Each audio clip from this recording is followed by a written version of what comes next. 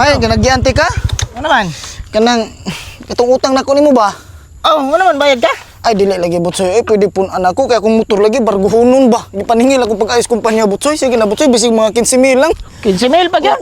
Sige na butsoy kay saan magini nga barguhonon lagi ris kumpanya ro sayang kay ni motor gyud makuha ni ba. Nabuang naman yung mga tao ron eh. Sus, ako nag-antos gid gani kog lakaw para wa ko yun naon. Para makatigom ko. Dili ilisdan lagi te ka butsoy.